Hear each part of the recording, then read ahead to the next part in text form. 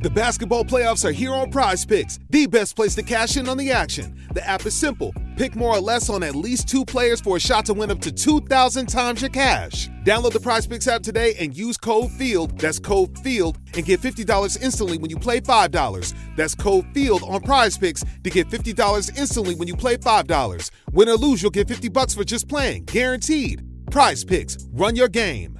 Must be present in certain states. Visit prizepicks.com for restrictions and details. Look around. You can find cars like these on AutoTrader, like that car right in your tail. Or if you're tailgating right now, all those cars doubling as kitchens and living rooms are on AutoTrader too. Are you working out and listening to this ad at the same time? Well, multitasking pro, cars like the ones in the gym parking lot are for sale on AutoTrader. New cars, used cars, electric cars, maybe even flying cars. Okay, no flying cars, but as soon as they get invented, they'll be on AutoTrader. Just you wait. AutoTrader. Hi there and welcome to the Byline podcast with me, Adrian Goldberg. This time, Sir Keir Starmer's EU reset. Is it a bold step forward, or as some of the right-wing papers are suggesting, a Brexit betrayal in a bid to recover some of the economic ground lost by the UK's departure from the European Union in 2019, a cost officially estimated at a 4% reduction of UK productivity relative to staying inside the EU. Starmer has negotiated a new settlement. The headlines are that the red tape, which has hindered British food exports at the European border, will be removed. Trade in this sector will become frictionless again, with the UK now accepting EU food standards as the norm in return. Critics say this means we'll be a rule taker, not a rule maker, but of course it will help exporters and therefore boost growth. UK citizens travelling with biometric passports will be allowed to use e-gates, reducing queues for holidaymakers. Starmer's biggest concession was allowing EU fleets to continue fishing in UK waters for an additional 12 years. The fine print of a youth mobility scheme and re-entry into the Erasmus scheme for students have yet to be worked out. Now, we spoke about this on the Byline supplement, and it was a fascinating conversation, but as you'll hear, the audio quality wasn't always fantastic. I hope you can listen through that to what I think is a really interesting discussion with Mike Buckley. Mike is the director of the Independent Commission on UK-EU relations, which aims to increase collaboration between Britain and the European Union, and the Byline Times political editor, Adam Bienkov. I put it to Adam that the right-wing Brexit-supporting papers were rather predictably up in arms. Yeah, it's a pretty unsurprising reaction from the right-wing press, sort of pages of screaming newspapers suggesting this is a betrayal. I mean, they were all going to, whatever was in the deal, we were going to get this kind of reaction from the press, which kind of makes me think that perhaps Starmer could have gone a lot further and still had exactly the same reaction, in for a penny, in for a pound. So no great surprise there. What I think is telling about the reaction, though, is it is so out of line with what the public feel about Brexit now. We've had quite a bit of polling out over the last week. It shows an overwhelming consensus now for close relationships with the EU. A new YouGov poll out today showing that 66% of all British people now want the government to get closer ties with the EU, compared to just 14% who don't want that. All the polls have been showing for years now that the vast majority of Britons believe that it was a mistake to leave the EU in the first place. So all of the press really that have backed Brexit for all these years have got left is just to shout betrayal and say that this is somehow selling out the UK. I just think that's an argument that was sort of fought and lost a long time ago. That's not really where the public are at this point. One issue that isn't really addressed in this agreement, except perhaps from this youth mobility scheme, is migration. And if we are to believe the architects of Brexit, and indeed many of the opponents of Brexit, Brexit was fought primarily on the issue of migration. But we have seen years of net migration growth, indeed larger net migration growth since we left the EU than we had inside it.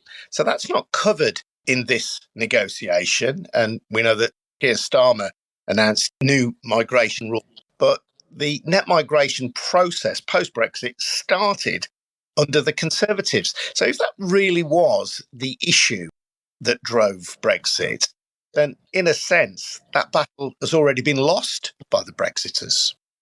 Yes, because I mean that was the main argument, or the winning argument, I'd say, for the Leave campaign during the EU referendum. This was about taking back control, and taking back control was kind of a euphemism for taking back control of borders in particular. And of course, as you say, net migration before Brexit was sort of around 250,000 a year. That went up to 900,000 under the post-Brexit Conservative government. So that's a very difficult argument for opponents of this deal to make. Just been in the House of Commons earlier, Keir Starmer sending out his deal to MPs. Kemi Badenoch didn't even try to make the case about immigration because it's just so easy for Keir Starmer to make that point that you've just made there. Mike, what's your take on the negotiation? I think Keir and the government actually have done an incredibly good job, and they've gone further than lots of people thought that they would in the UK and in Brussels as well. I mean, I was having conversations even a few short weeks ago. People didn't think that things would go as far as they have. I mean, one example is, so beginning of this month, in fact, the Times published a supposed expose on negotiations saying that we wouldn't be allowed access back into the police and crime databases that we had to leave when we left the EU, which has significantly hampered our police's ability to know where criminals are, know what they're doing, know what they're planning, and then try and catch them when they've done bad things and they've escaped off to the EU. Whereas, in fact, we get to the reset and we have got access to those databases, which is a big win and is something that is going to keep us in Britain safer and indeed will make Europeans safer as well. So that increased collaboration is something the government haven't really made much of a deal around, even in the last 24 hours, but I think they should be. But I think they should link that to the Defence Pact, which again, I mean, those two things collectively are going to make people in Britain safer now because we've got that greater police and crime collaboration. But we're going to be safer in the long run as well because we're going to have more ability to increase our defence capability because of having access to the extra borrowing that won't impact Rachel Reeves' fiscal rules, in good news for everybody, and particularly for Rachel Reeves maybe. So I think there's a clear argument there to make around the fact that we will be safer because of the fact that this agreement was made. And then the second argument to make to the public, I think, is that your bills are going to be lower. Food prices, they're either going to come down or they will just go up less quickly than they otherwise would. I mean, no one's saying inflation is going to stop or go into reverse, but all the added costs that were put on food imports and agricultural products imports over the last few years, or at least the vast majority of those costs, are taken away. And we go back to where things were prior to Brexit, just for food and agricultural products, not for anything else that's exported or imported. But that is great news, and it will have an impact on food prices. Certainly, economists and others have said for many years that if we had implemented full incoming checks on food and agriculture goods, which we never got around to doing, but had we done that as a country, it would have put food prices up by 6%, which is a lot. And that's why the Conservative government didn't put those checks in place. That's why the Labour government didn't put those checks in place, because no government wants food prices going up by 6%. I think that's a really important point, Mike. And in fact, in the early days of Brexit, I did keep track of the postponements of the full food checks of food coming into the UK from the EU. And it became just initially slightly comical and in the end pointless because it was clear the UK was never going to implement those checks. Although if we were to have a full, hard Brexit, that's exactly what it would have necessitated. And it would, like Trump's tariffs across the water, have undoubtedly increased prices for people here at home. Yeah, it would, and that's why they didn't do it. And I don't think any government ever would have done it. And we would have kept saying to the EU, yes, we'll do it in a few months. Of course, what you do have, of course, is lots of now rather redundant infrastructure built at various ports, some of which was paid, or a lot of which was paid for by industry and by the port. So they're going to be unhappy about that. Some of that will be used for other imports that need to be checked, obviously. But I'm sure there was some agriculture-specific infrastructure built. But in the scheme of things, that's a small loss. Maybe not if you're the port authority in question, versus a big gain for the people of the UK. And indeed the food industry in the UK and the agriculture industry in the UK and farmers who actually needed some good news. I mean, let's be fair. But the other thing, I mean, link that to energy, the energy deal that's been made, that is also going to improve household bills by bringing them down because our electricity is going to get cheaper. And in the long run, it's going to greatly increase the speed and reduce the cost of putting renewable infrastructure into the North Sea, as in wind turbines and tidal, etc. But it's also going to open up the carbon storage in the North Sea, which is mostly in British waters, to stored carbon from across the whole of Europe. So that if people are implementing carbon capture and storage, where you burn fossil fuels but capture the carbon and then store it under the sea, that would make that much more doable if anybody ever gets around to building one of those carbon capture and storage facilities. More broadly, Adam, we're also, I think, conscious in our various discussions on the podcast about the changing geopolitics. And Mike has touched on this here, but the UK-EU Defence Pact does give Britain access to a €150 billion loan programme for defence procurement. And it seems slightly ironic given that the EU was initially designed as a peace project, and here we are, sadly, facing a more militaristic time. But British arms exports are a key part of our economy, and they are an area, sadly in one way, for potential growth. But we now have secure access to a greater market as a result of this negotiation. Absolutely. And I said before that I think these arguments were kind of fought and lost by the Leave side a long time ago. And one of the reasons why they were fought and lost a long time ago is what happened in Ukraine and what happened in the US presidential election with the election of Trump. The kind of argument for drawing closer to Europe in terms of defence wasn't arguable before, but it's just hit home to people in a big way over the last couple of years. And I do think there is a kind of an inevitable pull towards Europe, and this is kind of the first sign of that. I can remember back in 2016, shortly after the EU referendum, having a conversation with a couple of other journalists, and we were trying to predict how this is all going to play out. And I said at the time, I think we'll eventually, after a lot of negotiations, leave the EU, and then we'll spend 10, 15, 20 years sort of gradually getting back to where we started for a series of further negotiations. And nothing that's happened since then has really sort of changed my opinion on that. Now, that doesn't mean that we're necessarily going to end up back inside the EU altogether, but I do think it's very likely that we will end up in a situation where this is just the first step of a gradual reintegration back into Europe. I mean, Mike has, in his article today, wrote that there's quite a lot missing from this deal. There's nothing on services, and there's nothing on the live music industry, which has been badly hit by Brexit. I think over time, these things will gradually be negotiated by the UK over 5, 10, 15 years. And we could be in a situation where we end up sort of something like Switzerland, where we're sort of in these sort of permanent negotiations, but we do end up getting a lot of the benefits of close relations with Europe, but not all of the benefits. But of course, we could end up in a situation where it gets to a point where we may as well rejoin the EU rather than having this sort of incredibly complex relationship which is the way we currently seem to be heading. Indeed, and the point I raised in my introduction, really, and which is a true one, I think, from the critics, that when it comes to food, for example, the UK will be a rule taker, not a rule maker. Well, yes, because we're not in the European Union. But Mike, talk to me specifically about this fishing deal, because this does appear to be the one big loss. The Sun encapsulated it with their headline today, "Stitched Up Like a Kipper." Of course, we have to contextualise this and say that the deal which allowed EU fishing fleets 75% of their quotas after we left the European Union was already in place. This was not something that Sir Keir Starmer negotiated, but it was due to run out next year, at which point a further negotiation would have taken place. So that was potentially a bargaining chip for the UK. Presumably, Sir Keir Starmer attempted to use that, or did use that, in return for frictionless borders on food exports. But that will be felt by fishing community in the UK, and it will be perceived as a big negative. It will, but the news really is that nothing has changed.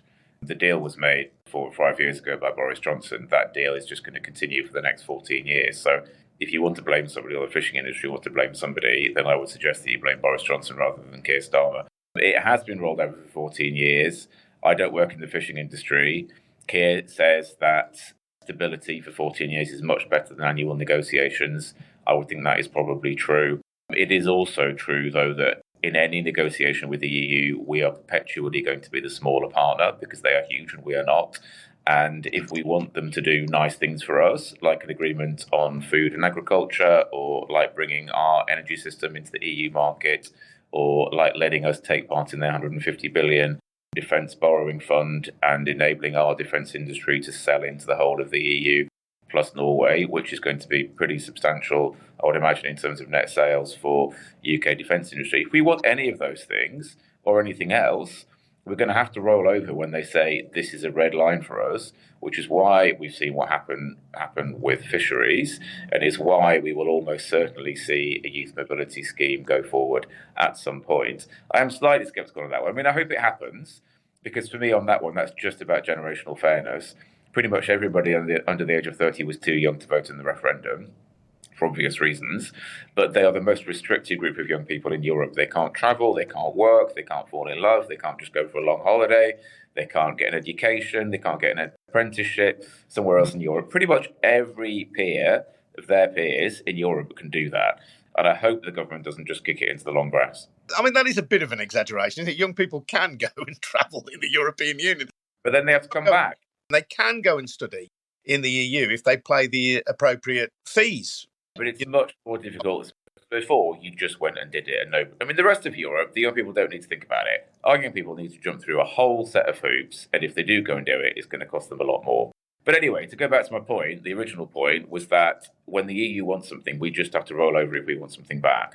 Because in the original Brexit agreement, the EU pretty much got everything it wanted. We didn't get anywhere near what we should have asked for, mostly because we didn't ask for it, to be fair. That means now we've got a very long list of asks. They've got quite a short list of asks, but fishing is very, very much on their list and will remain so in perpetuity. I mean, a couple of things I'd say about the fishing. I do think the impact of this has been somewhat overstated. I mean, obviously, a large proportion of the fish that is taken from British waters is exported to Europe anyway, so it won't be affected by that, number one. And also, the size of the UK fishing industry is really tiny compared to most of other major sectors in the UK. I think it's something like 0.03% of economic contribution to the UK, which isn't much more than, say, tattoo shops. In terms of the amount of people that it employs, there are universities that employ more people than there are the entire fishing industry. So I think the sort of blanket coverage that this issue of fishing has got in the last week, particularly on the front pages of the British press, I think is grossly out of scale with the actual reality of where fishing sits in the UK economy in 2025.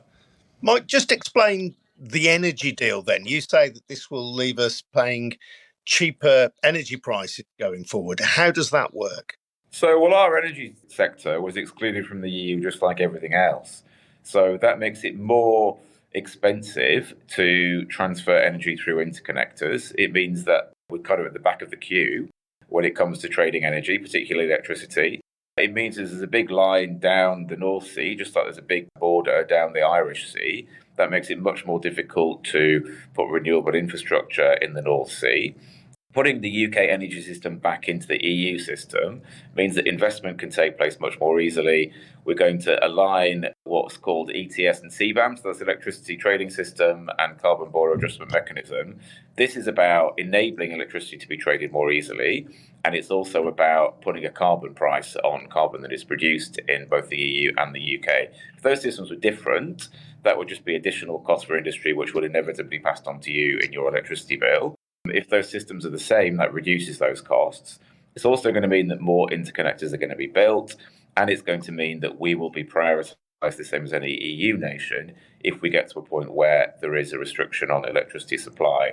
And you'll have seen recently the blackouts in Spain and Portugal. With us outside of the EU energy system, we would always be at the back of the queue if there was a shortage of energy. Now we're back in, we should have the same placement as anybody in the EU. So that should maximise the security of our electricity supply, therefore reducing the likelihood of blackouts. But the main gain for people, not that you'll notice, because obviously it's counterfactual, you're not going to notice your bill not going up because it hasn't gone up. But in reality, your electricity bill will be cheaper forever because this happened. And that is genuinely really good news. It's also really good news that we're going to get more renewable energy capacity built and more quickly and more cheaply in the North Sea, because that's a very quick, easy, well, it's not necessarily hugely quick and easy way. I mean, I couldn't do it, but it is a quicker and easier way of generating renewable capacity for the whole of Europe, which will obviously have a consequent benefit for us and indeed the whole world in the long run. That's a big win. Both of these things are things that the energy sector has been asking for And I've done quite a lot of work with them, and I know that they've been in direct contact with our government, with the EU as well. So I was really pleased to see the EU and the UK agree yesterday to effectively do what the energy industry had been asking them to do. And that is genuinely, it's a big win for us, and it's a big win for bills, and it's a big win for the planet. Adam, I want to ask you about the political fallout from this, because as I say, if we accept the argument that underneath it all, the EU referendum was about immigration, that wasn't addressed in this negotiation. Net migration has risen every year since Brexit, and that happened initially under a Conservative government. How can the Conservatives seek to claim the high ground, the moral high ground on this against Sir Keir Starmer? I mean, I've no doubt they will attempt, but how can they? How can Reform UK, which I know that, for example, Baroness Hoey, who is a former Labour MP, but a very right-leaning member of the House of Lords and a passionate Brexit supporter, saying that this will drive Labour supporters into the arms of reform. I'm not sure how so, or at least I'm not sure how logically that might be so. I think the answer to your question, how can they make this argument, is that they can't, essentially. We just had a long statement by the Prime Minister in response from Kemi Badenoch, and she really struggled in her response to Keir Starmer. And the Prime Minister's statement, compared to his statement the week before about immigration, all the difficulties he got into last week, he seemed massively more comfortable on this ground of talking about the deals that he's making for the UK. He talked not just about the EU deal, but the deal with India last week, the sort of mini agreement with the US as well. I think the fact that the Prime Minister feels so confident, visibly so confident talking about it, shows how much the debate has moved on from recent years. That was a long period where the debate wasn't moving. So the public support in the polls shifted against Brexit years ago. But in Westminster, the debate hasn't moved until now. So in the run-up to the general election, Keir Starmer was talking a lot about making Brexit work. There'll be no backpedaling on Brexit, etc., etc. None of the major parties went into that general election last year promising an immediate return to the single market, let alone return to the EU. I think what's happened since the election, in terms of Trump's actions in particular, have just made the argument for pro-Europeans of getting closer to Europe just completely unarguable. And it's really put the Conservative Party and Reform in a difficult position. I was telling today as well in the House of Commons, Nigel Farage was absent from the chamber. Now, I don't know where he was instead, but it was telling that he didn't feel that this was the moment for him to come and make his argument. And often you'll notice that there's kind of Brexiteers are now moving on to other arguments other than Brexit. You don't actually hear Nigel Farage talking much about Brexit these days. He talks about lots of other things, net zero, grooming gangs, whatever it might be. The sort of Brexiteers are losing the argument. And you could tell that today. There was a tweet from a Talk TV presenter where he said, I don't like this agreement on e-passport queues. I like going in the long queues. And I think if the pro-Brexit argument has been reduced to I like queues, then they're really onto a loser. I read a very interesting piece by Rod Liddell, right-wing, what would you call him, polemicist would be a polite word, in the Sunday Times at the weekend when he went to Teesside. He went to Middlesbrough, to a ward or a constituency, I can't remember which was the most pro-Brexit in the country, and saying that actually it doesn't seem to matter now. I kind of think it should matter. I think it should matter in terms of how people view Nigel Farage and how people view the Reform Party. You mentioned research, I think, a little earlier, showing that Reform were pulling away from Labour in the polling. Yet, if we accept the argument that Brexit has caused economic damage to this country, that it has failed to solve the, and I stress this in heavily inverted commas, the problem of migration, the problem as it is perceived to be by pro-Brexiters. And there are precious little upsides that can be shown for Brexit. Why the hell is Farage, why the hell are Reform not being punished in the polls and at the ballot box? Why are they still apparently gaining support? There is a debate inside Labour, I'm sure Mike can talk to this as well, about how it's best to take on Farage. So we've seen kind of one version of how to take on Farage over the last couple of weeks from Keir Starmer, which is essentially to accept the argument on immigration and try and out Farage on those terms. So far, that doesn't seem to be working. So as you say, we had a poll out today which showed Reform 7 points ahead. The other argument for how to take on Farage is pin things like Brexit on him. Say, look, this is what you were demanding. You gave us Brexit. You've boasted about giving us Brexit. We're now having to clear up your mess. And so Keir Starmer has kind of avoided making that argument. I think there are some signs, I think particularly in his statement today, that he's kind of dipping his toe into that, into trying to lay the blame, not just on Reform, but on the Conservative Party for the deal that they got originally on Brexit and for how badly it's gone wrong, and to say, look, we're a new government, we're clearing up the mess. But I think if they do want to defeat Nigel Farage, I think that's the way they have to go, personally. I think it's difficult for now. Maybe it could have been done a few years ago. But I think it's difficult now for the government, for the Labour Party to pin Brexit on Farage, because Farage has the perfect comeback, which is, well, I didn't do it. You know, had I implemented it, he would say it would have been brilliant and everything would have been wonderful, and we would all have had unicorns and jacuzzis in the back garden and all of it. He can point to the Conservatives as well and say they did a bad job of implementing it. And people who like Farage will give him the benefit of the doubt, I'm afraid. I do think that politicians on all sides should have criticised Nigel Farage for the idea of Brexit, and indeed they could ask him what a better deal would look like, and he doesn't have an answer to that question. But I think retrospectively it's quite hard to pin it on him. It's also relatively hard to pin it on the Conservatives because it's all a long time ago. I mean, fair enough, it was Boris Johnson's deal, but Boris Johnson is a long time ago, you know? And the Labour Party chose a long time ago to decide that they were going to support the principle of Brexit and say, we're not going to undo it, we're not going to rejoin the single market, we're not going to rejoin the customs union, we're going to make Brexit work. I mean, in reality, yes, you can make Brexit work better, and yesterday is an example of that. We're going to have annual summits. I would imagine this is now going to become an annual occurrence, where we have an annual summit with the EU, and the government then claims it's got some kind of a better deal. And I think there will be a better deal. You know, there are other wins to be had before we hit a hard point where you can't go any further as a third country, as a non-EU member. But it's hard, therefore, for the Labour Party to turn around now and say, oh, the deal was terrible, Boris Johnson did a very bad thing. I mean, Labour voted for the deal, if you remember. We discussed that on a recent podcast, Mike, and that was a political choice taken by Sir Keir Starmer, wishing to appear statesmanlike. Yeah.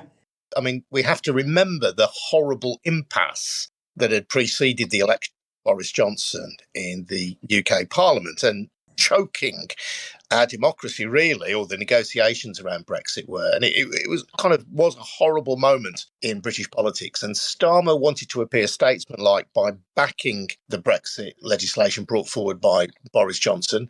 Some Labour MPs wanted to oppose it. Many wanted to abstain, and some did. I think 37 abstained in the actual vote.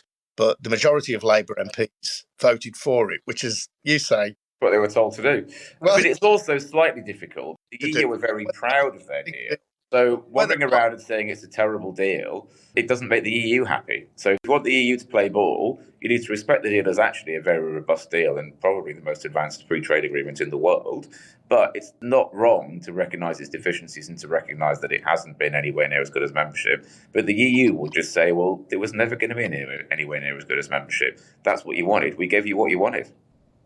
That's Mike Buckley from the Independent Commission on UK-EU Relations. And you also heard from the Byline Times political editor, Adam Bienkov. You can join more of our conversations at the Byline Supplement. Head over to bylinesupplement.com. And don't forget as well to take out a subscription to the Byline Times, our wonderful monthly news publication, which is wonderfully edited by Hardeep Matharu, that contains the best of our online articles with content that you can't read anywhere else. Head over to bylinetimes.com and do take out a subscription if you can. This episode has been produced in Birmingham by me, Adrian Goldberg, and I'll see you again soon. Thanks for listening. Bye-bye now.